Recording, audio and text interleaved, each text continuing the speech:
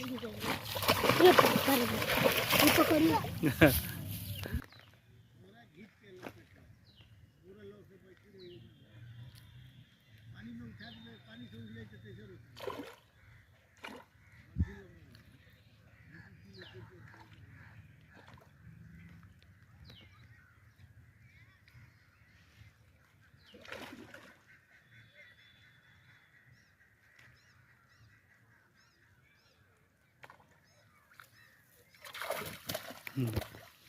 रहू या रहू ए तेरी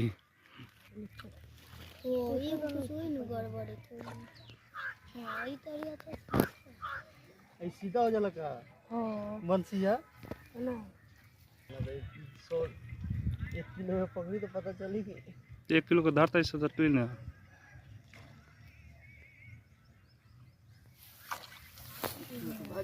छोटकी जौन है से लोग धरिए से ये राइल नीचे चल जाला ई राइल नीचे रोड माटी में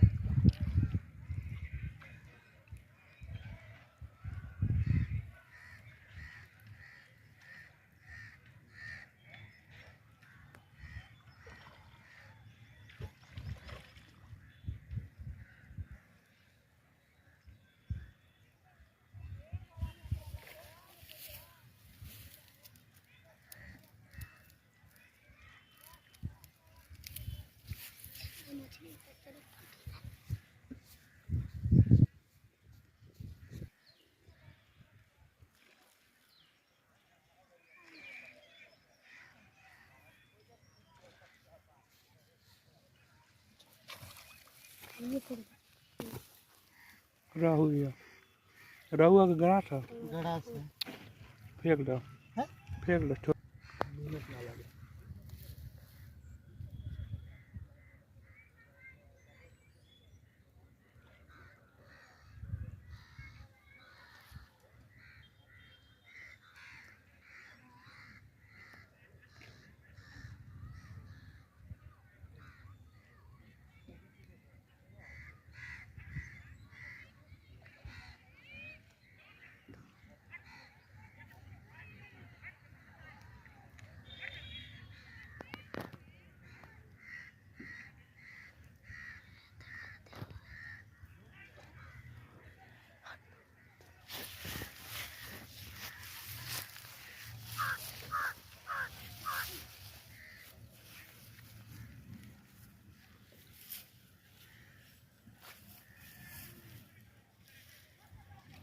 बड़का छोड़ गाछ हो कहां कौन खाई बड़का है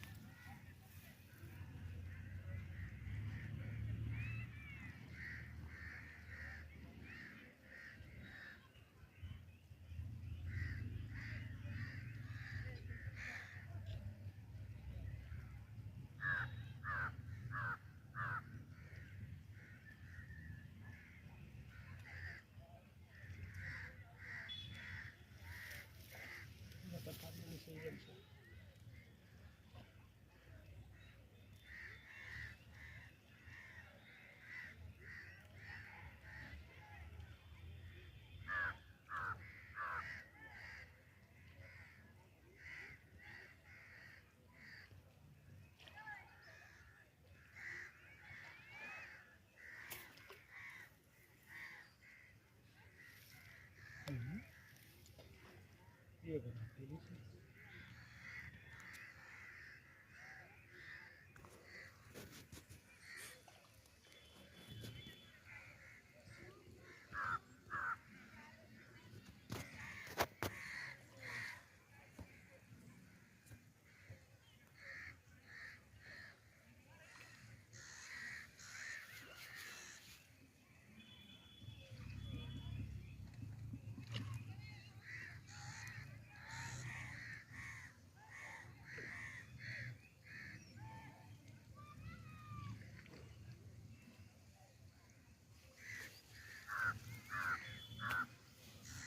बच जाइए ना पता चल गई देखिए हाथ छोट छोट धरो ना इतना ना बड़ा धरो ले छोटे डाल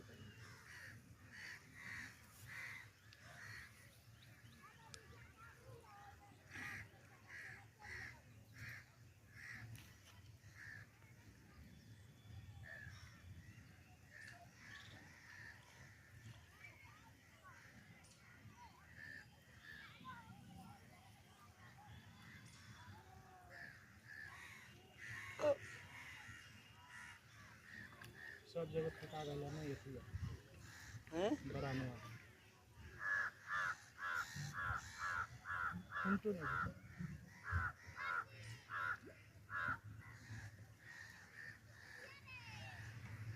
सूखला वीडियो का बना बोले से मछली धरते नहीं के आ जाए वो बाद में कर दे कट गई ना ध्यान से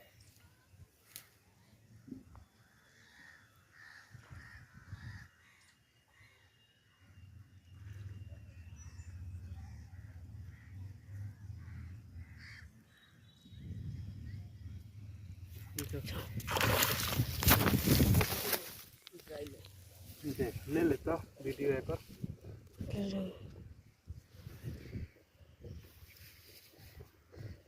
ले ले ले आराम से डाला चाहिए भागे ना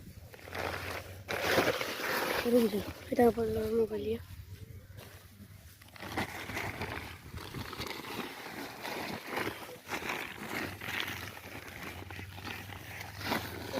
एक दाना घी तो ले हम लोग तो करेंगे चलो लगन गाड़ी तो के दांत तो सीबुतन दांत